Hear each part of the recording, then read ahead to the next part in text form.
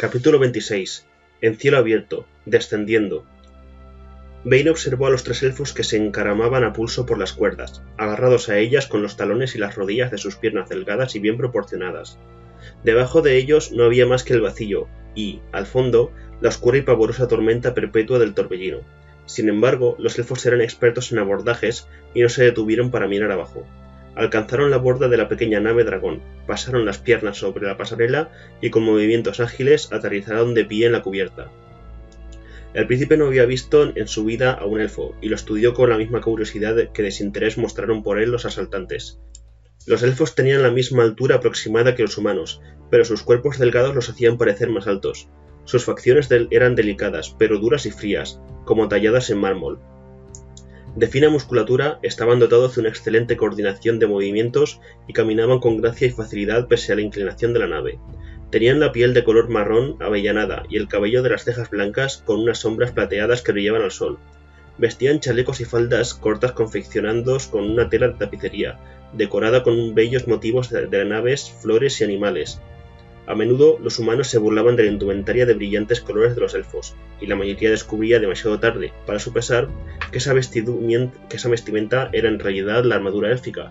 Los hechiceros elfos poseen la capacidad de potenciar mediante su magia el hilo de seda normal, haciéndolo tan duro y resistente como el acero. El elfo que parecía ser el líder del grupo indicó por gestos a los otros dos que echaran un vistazo a la nave.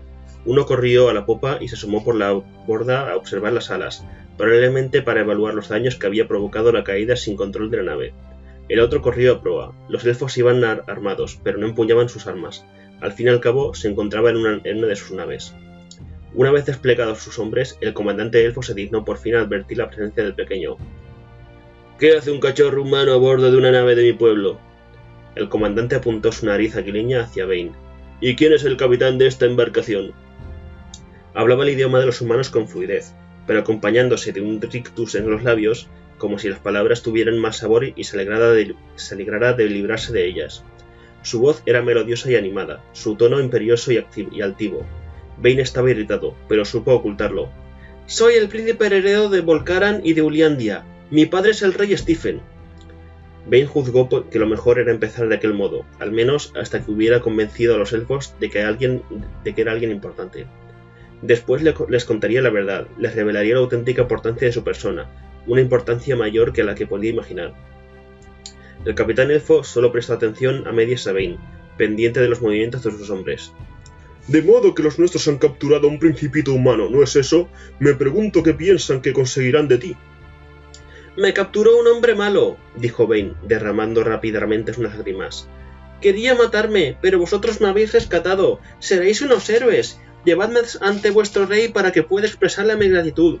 Esto puede significar el principio de la paz entre nuestros pueblos». El elfo, que se había dedicado a inspeccionar las alas, regresó dispuesto a ofrecer su informe. Al escuchar las palabras del chiquillo, miró a su capitán, y ambos se echaron a reír al unísono. Bane se quedó boquiabierto. Nunca nadie se había reído de él de aquella manera. ¿Qué estaba pasando? El encantamiento debería de haber producido su efecto, pues estaba seguro de que Triano no había logrado romper el hechizo. Entonces, ¿por qué no afectaba a los elfos? En aquel instante, vio los talismanes en torno al cuello de estos.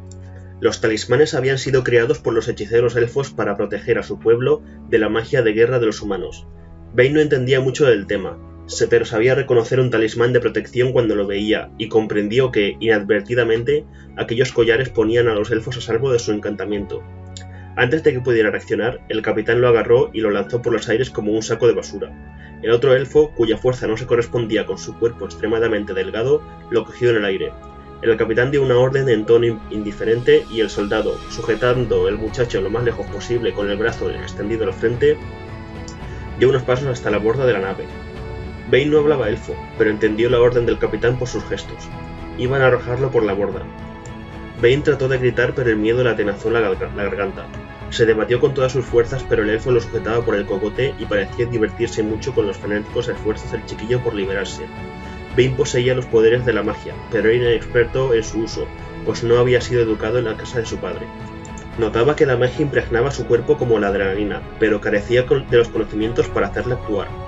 Pero había alguien que podía guiarlo. ¡Padre!, gritó, cerrando una mano en torno al amuleto de la pluma. «Ahora no puedo ayudarte», se burló el elfo. ¡Padre!, volvió a gritar Bane. Yo tenía razón, dijo el capitán a su subordinado.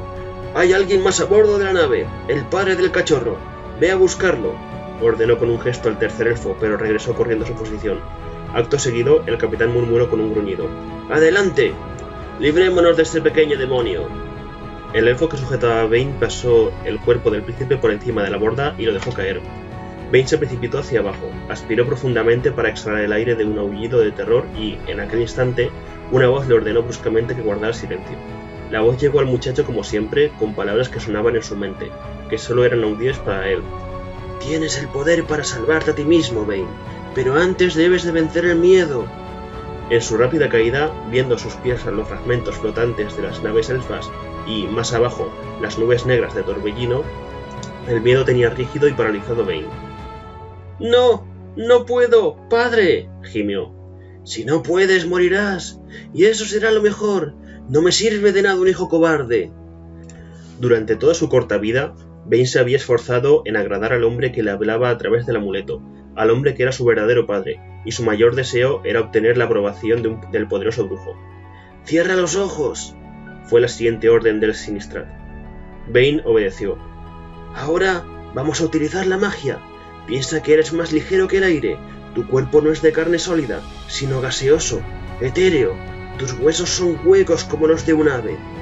El príncipe quiso reírse, pero algo de su interior le dijo que, si lo hacía, no lograría volverse a dominar, y caería hacia la muerte.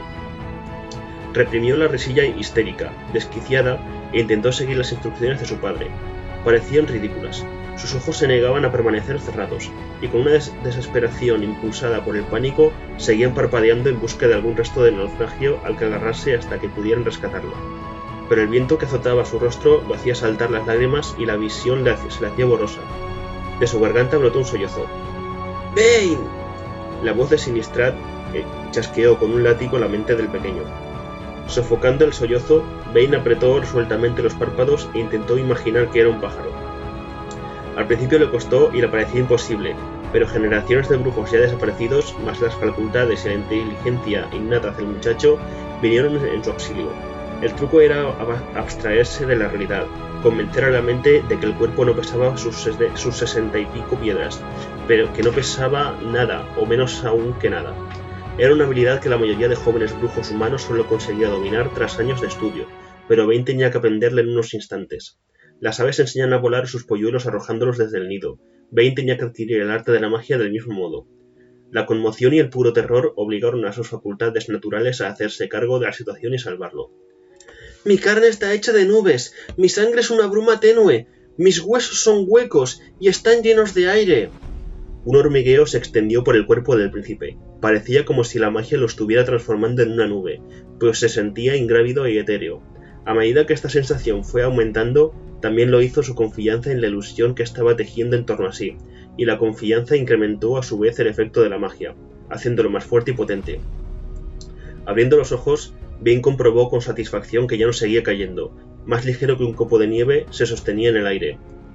«¡Lo he logrado! ¡Lo he logrado!», se rió, jubiloso, batiendo los brazos como un pájaro. «¡Concéntrate!», le espetó Sinistrat.